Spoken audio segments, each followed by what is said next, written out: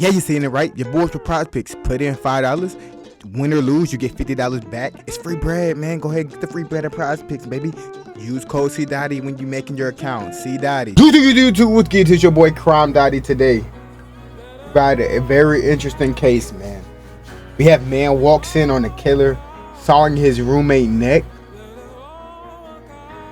Sawing his roommate neck. Imagine y'all walk downstairs.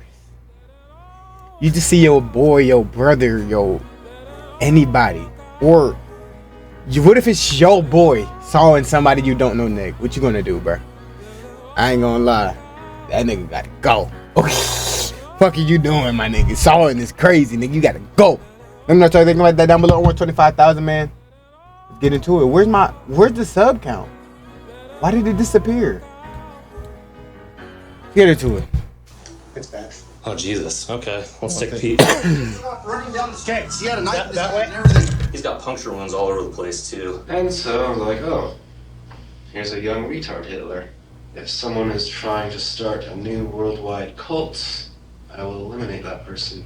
On March 10th, 2020, What is this nigga talking about? Idaho Falls Police Department are called to a home after one of the residents witnesses a bone-chilling crime. As investigators plunge into a case brimming with appalling discoveries and a suspect on the run, they encounter a twisted tale of cultish accusations and mental disorders. However, nothing prepares them for the twisted motive they will uncover at the end of this heinous crime. Shout out EWU, man. 31-year-old Aaron makes an urgent 911 call when he encounters a horrifying scene. The following videos have never been seen or heard before. 911, where's your emergency? Nigga, EWU voice is crazy, bro.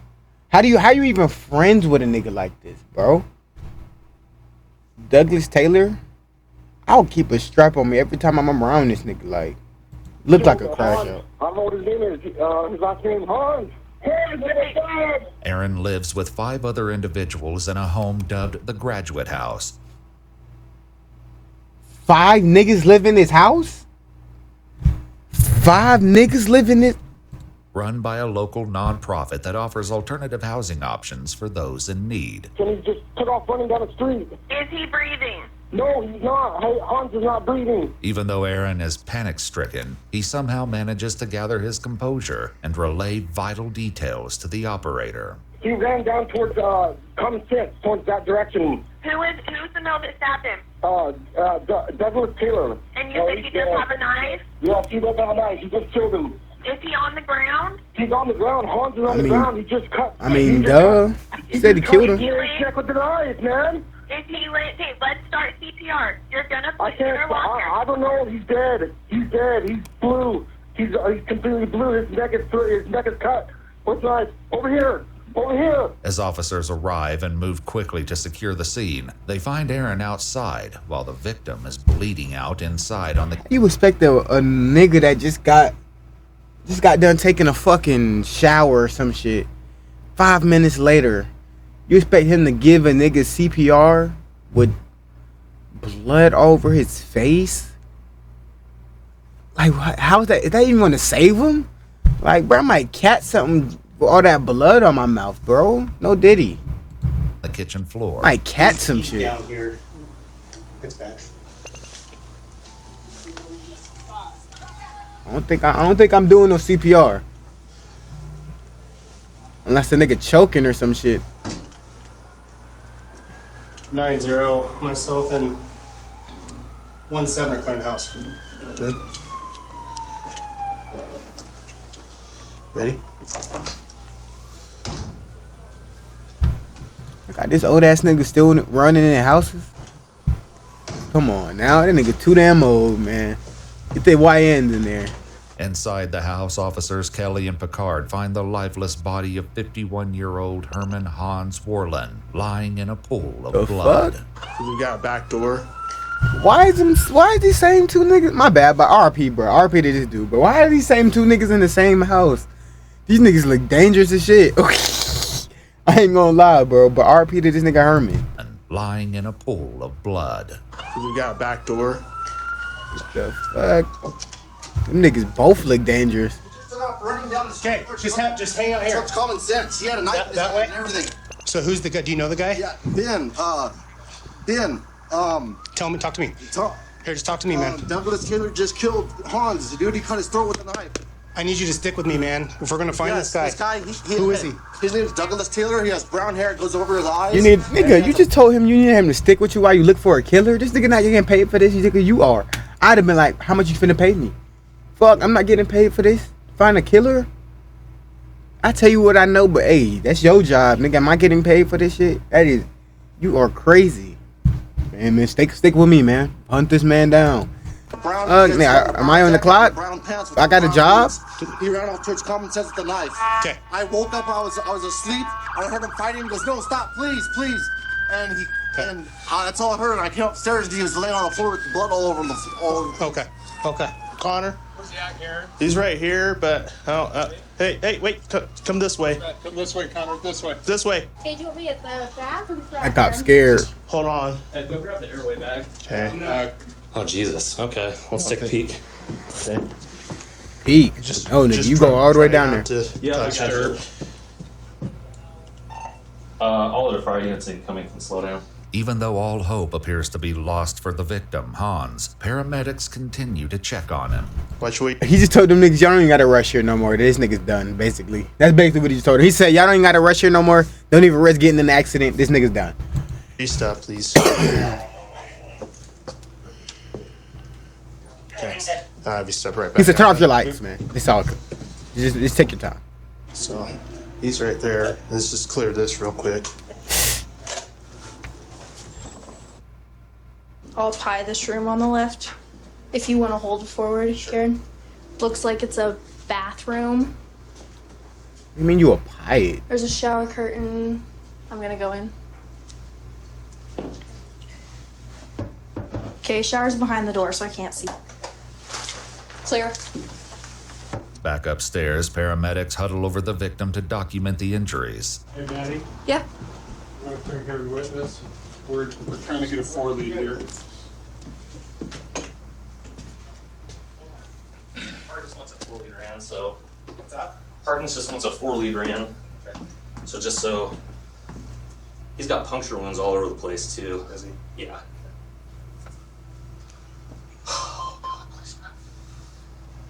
What's up? It's working.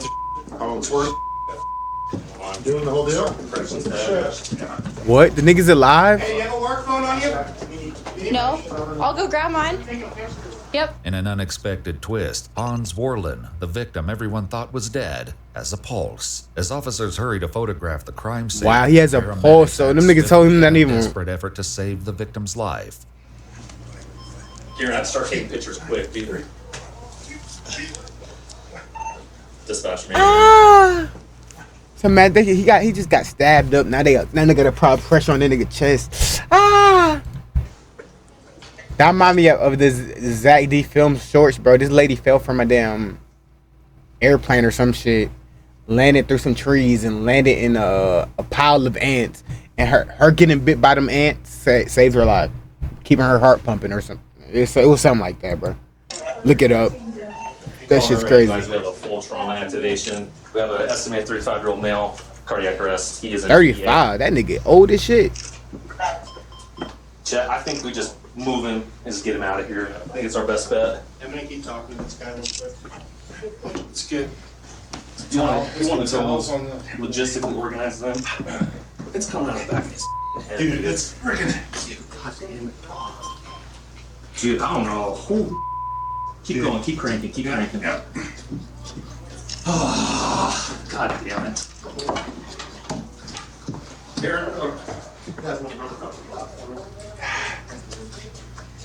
I'm gonna kiss my Jeff. In order to save precious seconds, paramedics improvise their plans to get Hans into the ambulance as quickly as possible. Well, Jeff, we don't have to worry about the Tom Bader subs. Them seconds gone now. Them seconds, they told them boys don't even worry about it. That nigga done. Okay, we're all set. Should not see this for back to the side of his neck. It's pumping blood out, bud. Pumping it. All right, let's just roll. God, a clot too. Pull that arm.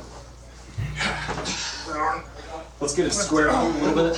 I wonder how much these niggas getting paid for this, bro. Hey, dude. Okay. Boys, you ready? Yep. Just gonna drag. Yep. His legs, they're rough south. Get him up. All right. Watch your hands. I know I'm trying to get a pocket machine. How much are these niggas getting paid?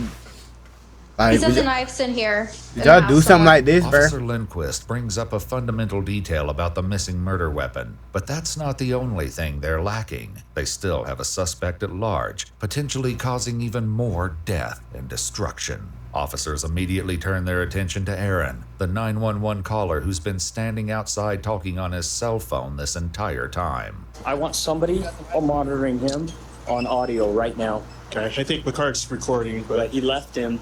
So this guy's making phone calls and talking and sharing information we need to get recorded. Okay. Man, I'm trying to. I'm football 12 because I heard they been listening to a nigga Aaron conversation. has a chance to talk to anyone else. Detective Albright records his statement, but the more Aaron reveals, the more uneasy the detectives become. The detective begins his questioning by asking about his roommate, Douglas Taylor, the man Aaron identified as the perpetrator on the call earlier. So, Doug, what time did he leave this morning? Like 4:30 in the morning. 4:30 in the morning. Something like that, yeah.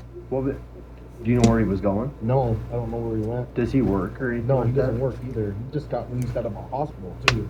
Oh, really? From what I understand. How long has Doug been living here? Only a month. Only a month? Yeah. Detectives will later uncover the deranged reason that caused Douglas to mercilessly assault a roommate, but for now they can I'm gonna try to guess. with Aaron. So, Doug got released a month ago or so. Gotta be something over some money, bro. Somebody owes somebody money. That's my guess, bro. Yeah. And then he shows up here. How was he when he first arrived? Either he fucked somebody bitch or somebody money got took. Some shit. Kind of peculiar. Just Somebody bitch got fucked, some money got took. Doesn't want to interact. The manager of the group home arrives on the scene and provides officers with more valuable details about their missing suspect. So is this like a group home or what is it? Yes, we own three of them. We got Andre's house, we got the lady's house, and this is our graduate house. Okay. Most of the guys here had come through. We actually allow Douglas to come straight from Blackfoot South to come in here. He was supposed to be all right. He was attending counseling at RHS, and I was by here 3 times yesterday, and I didn't see nothing different in the kid. I talked to him, and all of a You sudden, don't know what Alex happened. never did anything to anybody. You don't know what I mean, happened. that kid was just as docile as he wanted to be, man. Blackfoot South is a state hospital specializing in mental health located approximately 30 miles south of Idaho Falls. While the reasons for Douglas's treatment remain unknown, it gave an insight into his possible mental health concerns. What they all say, mental health. Like the first 2 weeks he was here? No, not really. It's kind of like strange, off to himself, talks to himself. So he's been talking to himself ever since he got here? Yeah, ever since he got here. But he started laughing to himself recently. Oh, just in the last 3 days? Yeah, just in the last 3 days, yeah. Do you know what he... Hey, some shit. Sometimes you think of some shit funny, bro. Laughing to yourself, not bad. I don't listen to that. What about when he's laughing? Does he say anything specifically? No, he just mutters stuff that you can't hear. What Aaron recounts next will leave no doubt as to the manic brutality of the events. That's when I heard them scuffling or fighting upstairs, and I ran upstairs. And when I ran upstairs, that's when I seen Douglas Taylor with a knife sawing on Hans's neck. The distance between the top of the basement stairs to the site of the stabbing is less than 20 feet. The fact that Aaron witnessed the ruthless attack from such close proximity suggests that he was lucky to escape with his life. Oh, he looked at you? Yeah, he looked at me. Did he say anything? No, he didn't say anything. Was he still holding the knife? Yes. Or did he make any motions towards you No, or he anything? didn't make any motions or any threatening behavior or anything. I would have fought it back, man, if I would have known. So Hans was on all fours. And they said I would have stood on business if I seen it. No, stop, please. If I seen it in time. The crime scene photographs the officers raced to document earlier offer frightening proof of Aaron's detailed account. Remember what kind of a knife it was? It looked like a kitchen knife. Like a But kitchen knife? I'm not sure, but they found there's a red knife laying on the floor in there in the living room. That might be the knife. I'm not sure. But it looked like a kitchen knife that they had with a brown handle on it. Do you remember if it had a serrated edge? Or Yes, it had a serrated sawed edge. Oh, that makes sense because you used that phrase, he was sawing at his head. Yes. Around his neck. Wow. The description of the weapon should help officers locate it quickly if the suspect did, in fact, Sawing at his neck. But Aaron is about to share a curious detail regarding the. You didn't tackle him, Aaron, in that little ass house? About time you seen him, nigga, you in arm's reach. Did it seem like previous to this, he had gotten along with Hans, or? Yeah, they would sit in the kitchen for hours and then end sometimes. Oh, really? Yeah. So is it fair to say that Doug and Hans got along better than maybe Doug and other people? No. No? No one really got along with him. No one really talked to him. Nobody really, and that's why I was asking, because No. earlier he had said that he wasn't very sociable. No, he wasn't very sociable. Hans is a friendly, nice guy. Uh-huh. Good fucking guy. As Aaron's interview comes to an end, officers are still left wondering about the motive behind the assault and the location of the missing perpetrator. Through all of this, Hans' life still hangs in the balance. Oh, wait. Hey. Little radio. Out here and something right the left. Here.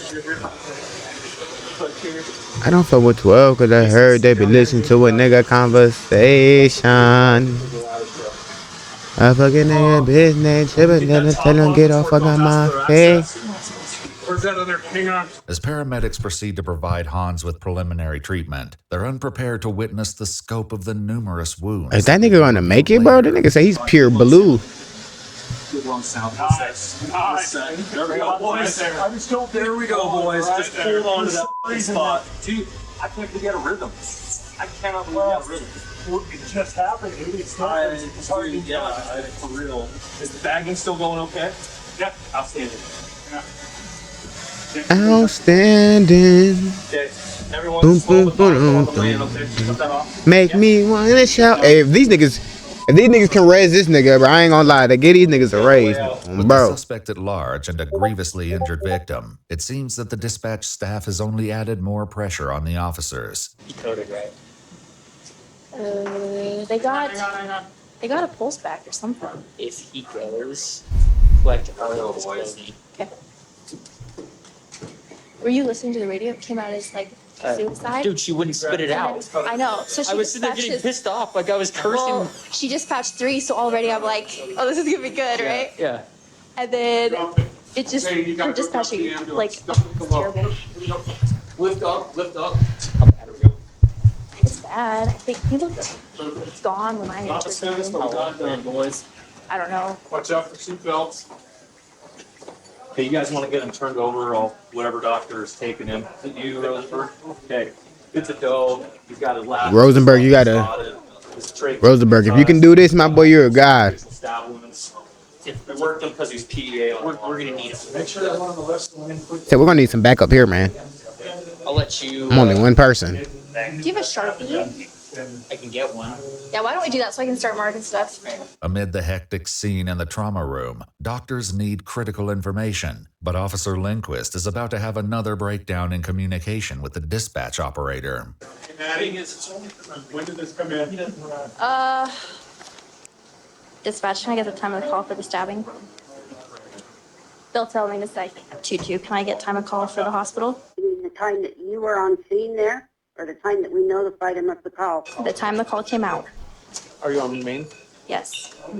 Charlene, I don't know how hard it is for anybody to look at the time the call came out and tell me that. Exactly. You didn't go across that time. That should be the easiest thing, man. 2-2. Any unit with a computer in front of them, can you please advise the time the call came out? The hospital needs that. 2-2. The call came in at 22:25, and I'm not sure what other time you're asking for. It was 22:25. That's the time, whore. She does. But she also. This has been ID. Why Charlene hate her? What going on, Charlene? Communications notwithstanding, doctors learned that the call came in 43 minutes prior to the time relayed by the dispatch operator. As the medical team does everything they can to save Hans' life, at the house, officers gathered outside and discussed their impressions of the crime scene and the possible location of their suspect. Did you go inside at all? Me? Yeah. Pretty bloody.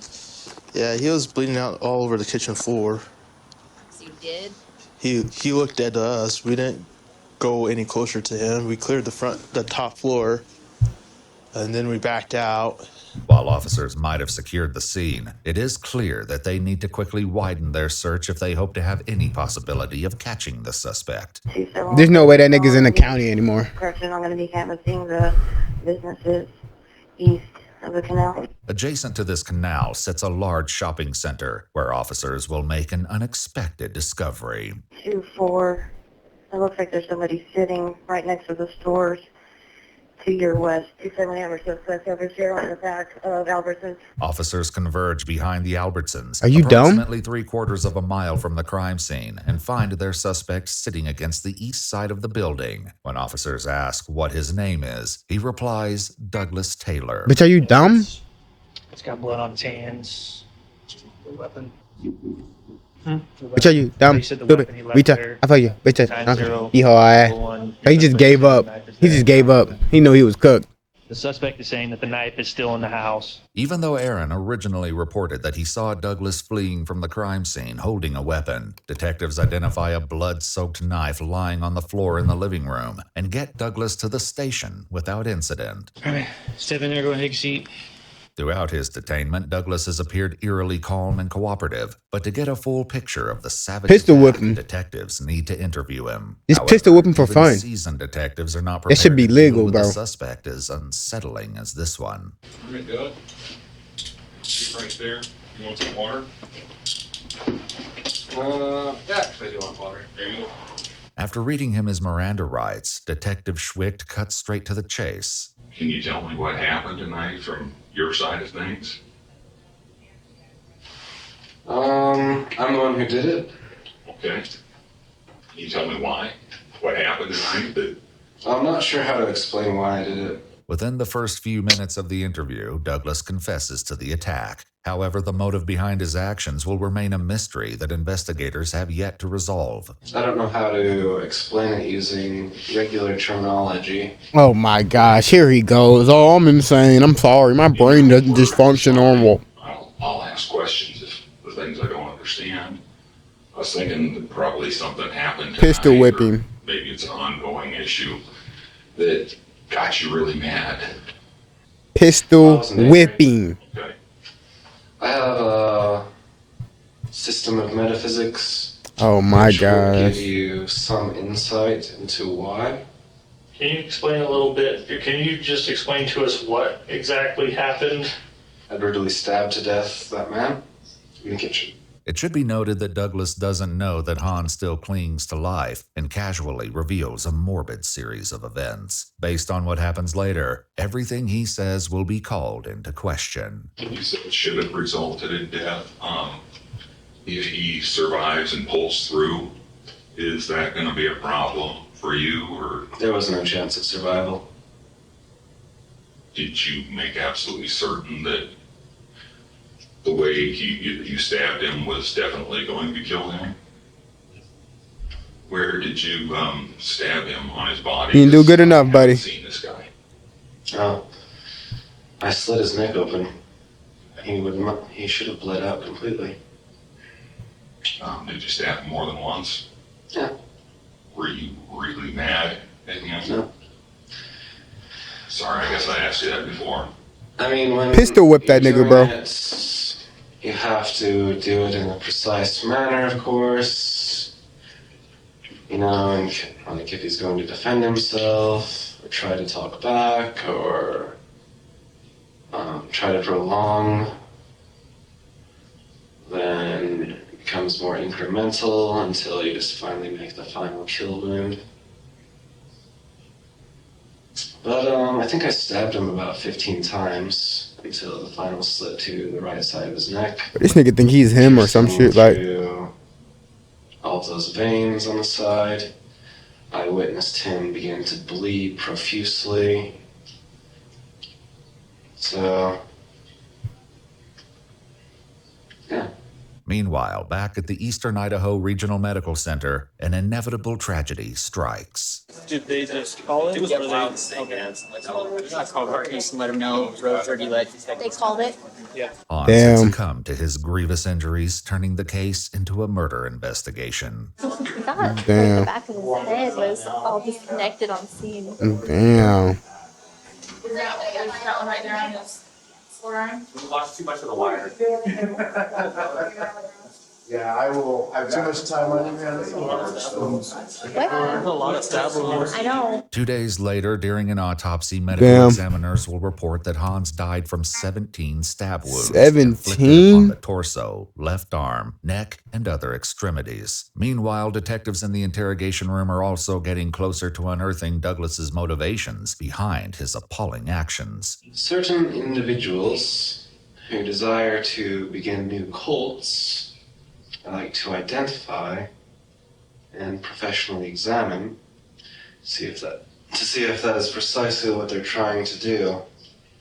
If someone is trying to start a new worldwide cult, what is this nigga chatting about? Do you think he was trying to start a new worldwide cult? Yes. Okay. That is my standard. Okay.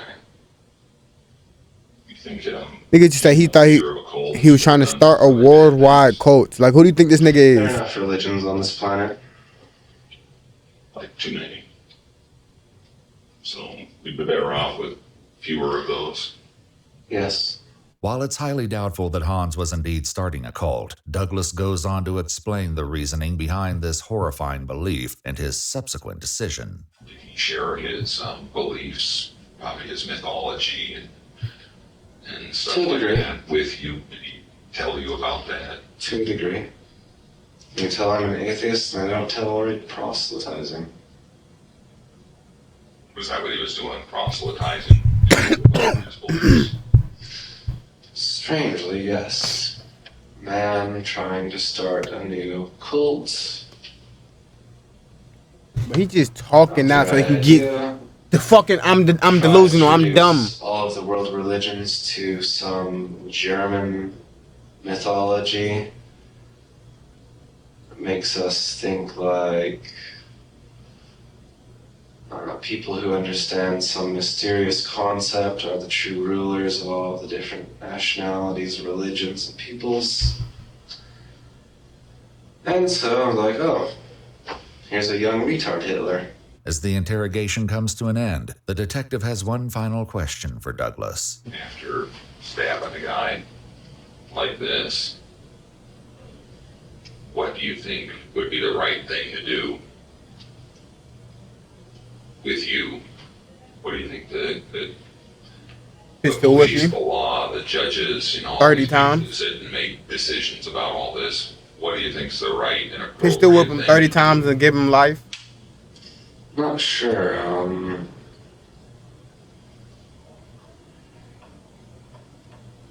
Jail, then prison? Do you think that's the right thing for you? Yeah. But if the detectives thought that this would be the last they'd hear of the man, they were in for a shocker. On October 12, 2021, over a year and a half after the incident, Detective Schwick received a handwritten letter from Douglas while he awaited trial. In the letter, Douglas claimed that he didn't kill Hans and alleged that his old roommate Aaron is the one who killed Hans. Douglas reports that he heard a sound, entered the house, and saw Hans on the floor in his blood. He then went back outside where he alleged that Aaron threatened him and gave him a jacket with some blood on it. After being supposedly traumatized by the events, Douglas claimed to have agreed to take the blame and made a false confession later. When Detective Schwick interviewed Aaron, he found him to be completely innocent, with no involvement in the crime whatsoever. Not long after his arrest, Douglas Taylor entered into the Idaho Security Medical Program. But on October 13, 2020, after almost 4 months in the program, doctors declared him fit to stand trial. Then on December 15, 2021, Douglas Taylor pled guilty to murder in the first degree and was sentenced to 27 years like, nah, I can't do this rest of my life. February 14, 2003, and was sentenced to 27 years, that's it? I knew niggas that robbed banks got longer than that. The fuck? Get the fuck out of here. I should have pistol whipped him 30 times and then gave him life. On the road 25,000, man, I'm out this bitch.